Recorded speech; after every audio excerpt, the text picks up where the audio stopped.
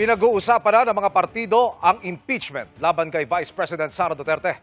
Pabor umano riyan ang nasa kalahati ng pinakamalaking partido sa Kamara na Lakas CMD. Ayon po yan sa isang miyembro. Nakatutok si Tina Panganiban Perez. 106 na kongresista o 1/3 ng mga miyembro ng Kamara ang kailangang bumotong pabor para lumusot sa plenaryo ang impeachment ni Vice President Sara Duterte. Kaya ngayon pa lang, nag-uusap-usap na ang iba't ibang partido kaugnay sa impeachment proceedings. Ang pinakamalaking partido sa Kamara, ang Lakas CMD, nakakailang pulong na raw. Pero hindi raw dinidiktahan ng Lakas CMD ang mga miyembro nito. It's a conscience vote, no? Walang magiging stand ang partido, kundi depende doon sa mga miyembro kung ano ang kanilang paniniwala at walang sapilitan kasi ganun talaga yun eh.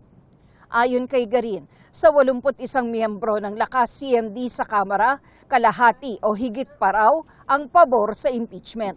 More than half, no?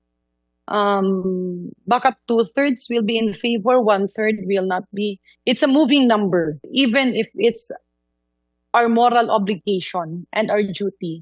Siyempre, meron ding iba na iisipin nila, ayaw nila na magkaroon ng political enemies. Meron ding iba na mga nagsasabi na initially okay, pero merong factor kasi may mga groups with influence, no, na, or let's say, merong mga kumakausap din sa kanila na to protect, no, the Vice President. Ang Party List Coalition na alyansa ng mga party list representatives hindi pa raw nagpupulong.